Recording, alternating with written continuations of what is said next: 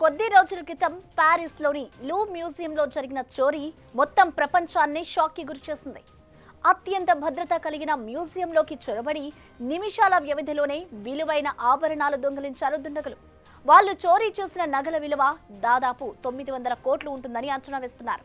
కానీ అదే మ్యూజియంలో అత్యంత విలువైన రీజెంట్ డైమండ్ని కనీసం టచ్ కూడా చేయలేదు. ఎందుకని దొంగలు ఆ డైమండ్ని తాకే సాహసం చేయలేదు? దాని హిస్టరీ ఏంటి?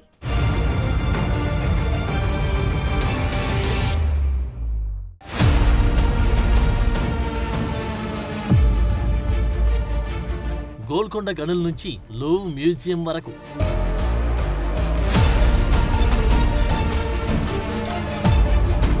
మోస్ట్ ఇంట్రెస్టింగ్ గా రీజెంట్ డైమండ్ జర్నీ.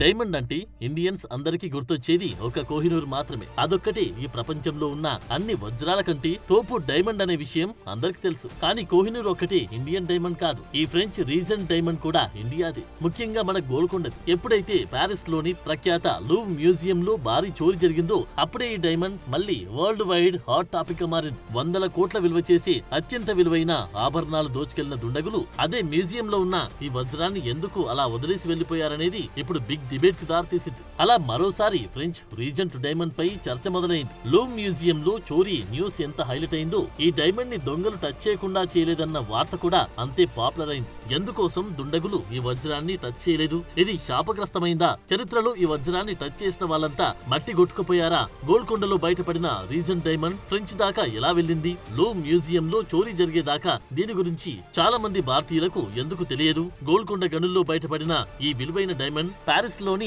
లూవ్ర్ మ్యూజియం దాకా ఎలా చేరింది? అసలేంటి రీజెంట్ డైమండ్ జర్నీ? హిస్టరీలో దీనికున్న పేజీలెన్ని? గోల్కొండ గనుల్లో బయటపడిన దగ్గర నుంచి ఫ్రాన్స్ కిరీటం దాకా రీజెంట్ డైమండ్ స్టోరీ విప్లవాలు, సామ్రాజ్యాలు, ద్రోహాల దాకా విస్తరించి ఉంది. మొదట్లో ఓ కార్మికుడి కాలి గాయాల్లో దాగి ఆ తర్వాత ఓ బ్రిటిష్ అధికారి కుమారుడి బోటులో అక్రమంగా బ్రిటిష్ చేరి చివరికి నెపోలియన్ కత్తిలో అమర్చేదాకా సాగింది ఈ డైమండ్ జర్నీ. ఈ డైమండ్ చరిత్ర మొత్తం దురాశ, మోసాలతో నిండిపోయి ఉంది. ఇటీవల ప్యారిస్ లోని లూవ్ర్ మ్యూజియం లో జరిగిన దోపిడితో వరల్డ్ అటెన్షన్ మొత్తం మరోసారి ప్రపంచంలోని అత్యంత విలువైన వజ్రాల్లో ఒకటైన ఈ రీజెంట్ డైమండ్ వైపు మళ్లింది. అమూల్యమైన ఈ డైమండ్ ని దొంగలు కనీసం తాకకుండా వదిలేసి శతాబ్దాల నాటి వారసత్వాన్ని, భవిష్యత్ ప్రమాదాల నుంచి కాపాడారు. ఇప్పుడు లూవ్ర్ మ్యూజియం లో సేఫ్ గా ఉన్న రీజెంట్ డైమండ్ స్టోరీ 17వ శతాబ్దంలో ఆనాటి గోల్కొండ సామ్రాజ్యంలో కృష్ణానది తీరం వెంబడి ఉన్న కొల్లూరు గనుల్లో మొదలైంది. చరిత్ర ప్రకారం 1687లో ఔరంగజేబు గోల్కొండని ముట్టడించిన సమయంలో ఓ బానిస కార్మికుడికి కొల్లూరు గనుల్లో ఈ వజ్రం దొరికింది. అతను ఈ వజ్రాన్ని తన కాలిలో ఉన్న ఓ గాయంలో దాచిపెట్టాడట.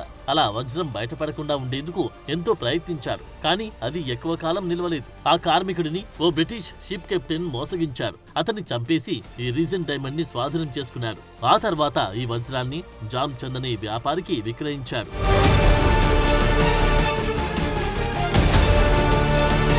1701లో అప్పటి Madras governor Thomas Pitt Jam Chand నుంచి ఈ వజ్రాన్ని కొనుగోలు చేశాడు. ఆ తర్వాత థామస్ పిట్ లండన్ లోని తన ఏజెంట్ కి రాసిన లేఖలో ఇదెంత విలువైన వజ్రమో తెలియజేశాడు. ఎలాంటి లోపాలు లేని అద్భుతమైన క్రిస్టల్ క్లియర్ డైమండ్ గా దీనిని వర్ణించాడు. అప్పటికి దీని బరువు 426 క్యారెట్లు. ఇంత విలువైన వజ్రాన్ని అప్పుడు 48,000 పగోడాలకు కొన్నాడు. ఆ సమయంలో ఇది చాలా పెద్ద మొత్తంగా చెప్తారు. అలా ఈ వజ్రాన్ని రహస్యంగా ఇంగ్లాండ్ కు తరలించేందుకు తన కుమారుడి షూ హీల్ లో దాచి బ్రిటన్ కి తీసుకెళ్లాడు థామస్ పిట్. లండన్ లో డైమండ్ కట్టర్ హ్యారిస్ 2 ఏళ్ల పాటు శ్రమించి ఈ వజ్రాన్ని 141 క్యారెట్ కుషన్ బ్రిలియంట్ గా రూపొందించారు. అప్పట్లో కటింగ్ కు మాత్రమే 5,000 పౌండ్లు ఖర్చయింది. 18వ శతాబ్దపు ప్రారంభంలో రత్నాల చేతి పనులకు చెల్లించే మొత్తంలో ఇది చాలా ఎక్కువ. అయితే థామస్ పిట్ రహస్యంగా ఈ డైమండ్ ని బ్రిటన్ తీసుకెళ్లిన వార్త త్వరగానే వ్యాపించింది. అయితే పిట్ ఎపిసోడ్ వలసవాద దురాశని, నైతికతపై అనేక ప్రశ్నలు లేవనెత్తింది. ఇది థామస్ పిట్ ఖ్యాతిని తగ్గించేసింది.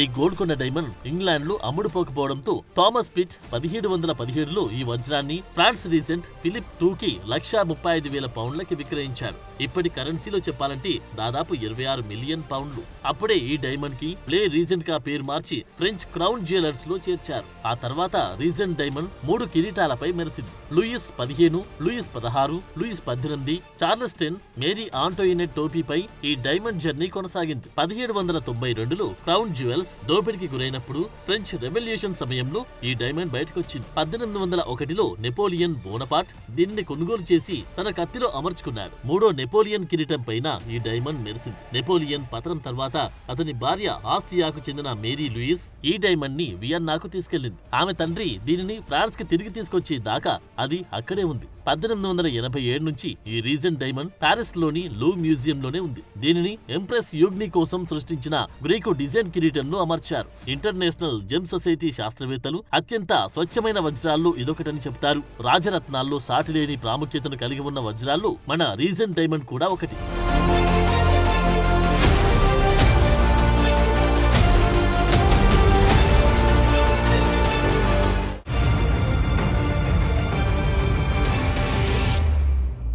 భారత భూమి లోతుల్లో నుంచి ఫ్రెంచ్ రాచరికపు ఖజానాల దాకా రైజైన్ డైమండ్ జర్నీ చాలా పెద్దది. సామ్రాజ్యాలు, ఆసియాలు ప్రకాశించే ఈ అరుదైన వజ్రాన్ని సొంతం చేసుకోవాలనే తపనని దాటి ఈ డైమండ్ పారిస్ లూవ్ మ్యూజియం దాకా చేరింది. ఇటీవలే జరిగిన చోరీలో దీనిని దొంగలించకుండా ఎందుకు వదిలేశారు? ఫ్రెంచ్ రీజెంట్ డైమండ్ శాపగ్రస్తమైందా? ఈ డైమండ్ విలువ ఇప్పుడు ఎంతుంటుంది?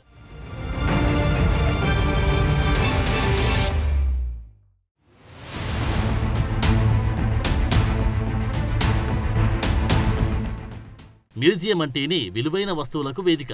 అందులోనూ పారిస్లోని ప్రఖ్యాత లూవ్ మ్యూజియంలో ఎన్ని విలువైన వస్తువులుంటాయో వేరే చెప్పనక్కర్లేదు. అలాంటి చోటి మన గోల్కొండ డైమండ్ కూడా ఉంది. భారత గనుల్లో పుట్టి ఫ్రెంచ్ రీజెంట్ గా మారిన ఈ డైమండ్ నిజంగానే శాపగ్రస్తమైందా?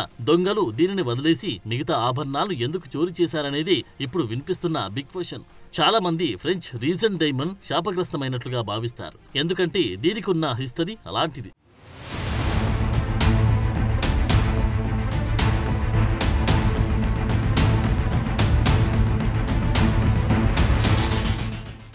ఫ్రెంచ్ రీజెంట్ చరిత్ర అంతా దొంగతనం, హత్య, మోసంతో పాటు దీనిని కొనుగోలు చేసిన వాళ్ళందరి జీవితాల్లో దురదృష్టకర ఘటనలే జరిగాయి. దీనిని కిరీటంలో ధరించిన కింగ్ చార్లెస్ తన సింహాసనాన్ని కోల్పోయారు. నెపోలియన్ బహిష్కరణలో చనిపోయారు. ఇలాంటి ఎన్నో కథలు దీని చుట్టూ ఉన్నాయి. వాటి వల్లే ఫ్రెంచ్ రీజెంట్ డైమండ్ శాపగ్రస్తమైనదిగా భావిస్తారు. అయితే ఇప్పుడు దొంగలు కూడా అదే ఆలోచనతో దీనిని టచ్ చేయకుండా వెళ్లిపోయారా అనే ప్రశ్న తలెత్తుతోంది. 1792లో ఫ్రెంచ్ విప్లవం సమయంలో పారిస్లోని గార్డ్ మియోబిల్లో ఉన్న ఫ్రెంచ్ క్రౌన్ జ్యువెలర్స్ ని దొంగలించారు. అందులో ఈ రీజెంట్ డైమండ్ కూడా ఉంది. ఈ దొంగతనం జరిగిన కొన్నాళ్ల తర్వాత దొంగలు రీజెంట్ డైమండ్ ని, ఓ గోమేధిక రాయి పాత్రని పారిస్లోని ఓ అటకపై దాచి ఉంచారు. అలా ఇవి మళ్లీ దొరికాయి. చోరీకి గురైన మిగతా ఆభరణాలు చాలా వరకు దొరకలేదు. అయితే ఇటీవల మ్యూజియంలో చొరబడిన దొంగలు చిన్న సైజు ఆభరణాలను, పెద్దగా గుర్తింపు లేని నగలను మాత్రమే టార్గెట్ చేసి ఉంటారనే టాక్ వినిపిస్తోంది.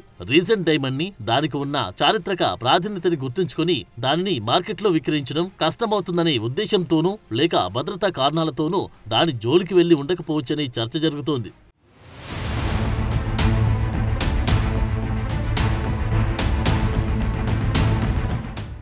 ఈ రీజెంట్ డైమండ్ ఫ్రెంచ్ ప్రభుత్వానికి సంబంధించిన జాతీయ సంపద. అందువల్ల దీనిని విక్రయించే అవకాశం కాలేదు. కానీ కొందరు వజ్రాల నిపుణుల అంచనా ప్రకారం 21వ శతాబ్దం ప్రారంభంలో 500 కోట్లకు పైనే ఉండొచ్చని అంచనా వేశారు. 2015లో దీని విలువని అంచనా వేసినప్పుడు 650 కోట్లకు పైనే ఉంటుందని చెప్పారు. దీనికి ఉన్న చారిత్రక, సాంస్కృతిక ప్రాముఖ్యత కారణంగా ఇది ఓ డైమండ్ కన్నా అత్యంత విలువైన రత్నంగా పరిగణిస్తారు. అందుకే పారిస్లోని ప్రఖ్యాత లూవ్ మ్యూజియంలో దీనిని ప్రదర్శనలో ఉంచింది ఫ్రెంచ్ ప్రభుత్వం. భారతదేశంలో దొరికిన ప్రపంచంలోని అత్యంత ప్రసిద్ధమైన స్వచ్ఛమైన వజ్రాల్లో ఇది కూడా ఒకటి. ఎంతో విలువైన ఫ్రెంచ్ రీజెంట్ శతాబ్దాల కాలం నాటి విజయాలకు, విప్లవాలకు ఓ నిశ్శబ్ద సాక్ష్యంగా నిలుస్తోంది.